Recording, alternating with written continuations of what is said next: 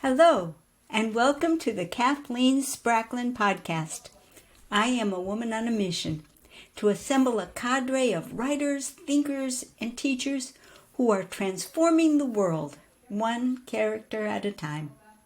And it all starts with one thing, a deep understanding of human motivation, why people do what they do, and the forces that drive them. To gain this understanding, I am mining the intersection of psychology, theology, and philosophy to make you a better writer. This is episode 44, Naming Your Traits, the Balance Traits. We've been on a project for several days now of tracking down the character profile diagram for yourself or for a character that you have in mind.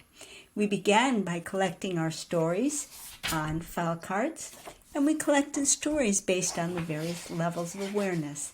At the time, we didn't attempt to give names to the character traits. We just collected the stories, and we said that we would come back around and give them names. Well, we're deep in that process right now. We began by breaking up the character traits into 4 different groups: the resilience, the balance, the insight, and the empathy group. From there, we broke them down into subgroups, and now we're in the process of identifying the exact character trait that is on your story. So the episode for today, we are working with the balance traits. And we will take a look at how we can break down any stories that you have labeled as balanced in the previous days of work. And we're going to break those down and find the actual name of the character trait that belongs to your story. As you may recall, we took the balance group and divided it into 3 subgroups. The self-regulation subgroup, we said, had to contain stories about you controlling you, or your character controlling himself. Another subgroup in the balance group is the attention group, and that has to do with giving and receiving attention, ourselves or our character. And the final subgroup in the balance group was the self-assessment group, understanding you, or your character understanding himself. Well, we're going to take a look at each of those subgroups in turn and identify the character trait that goes with your story. So we'll be working with all of those cards where you wrote balance on the top, and we're going to start with the group where you also labeled self-regulation. So let's see the character traits in that subgroup.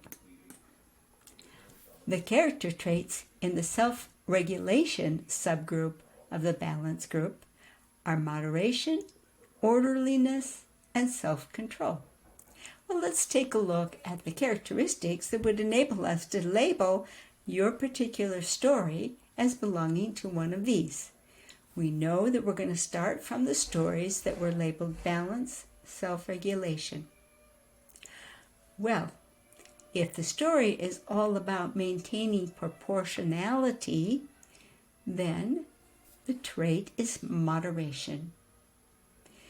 So therefore, things like that would be either maintaining proportionality or losing proportionality, getting out of balance with the amount of money that's spent, or amount that's eaten, or exercising too much, too little.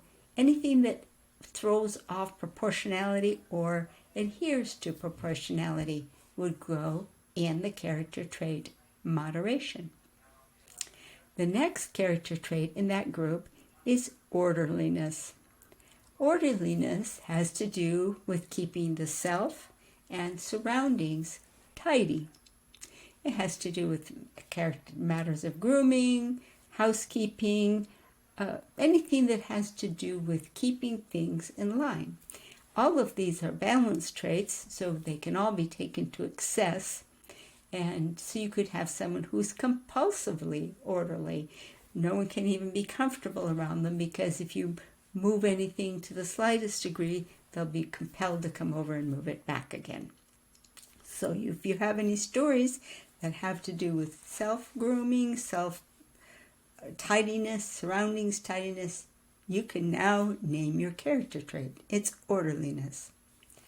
And the last character trait in the self-regulation subgroup is the character trait of self-control.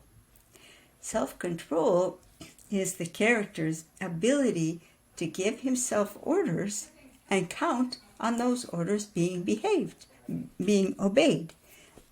Can your character do what you planned for yourself to do? That is the self-regulation group. But we have 2 more groups to examine. The next subgroup that we'll examine in the balance group is the attention group. Now this one is rather interesting.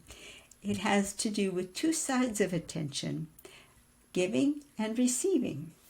The first character trait in the group is meekness. And meekness is all about attention being given to others, but there is kind of a prerequisite for being able to give that attention to others.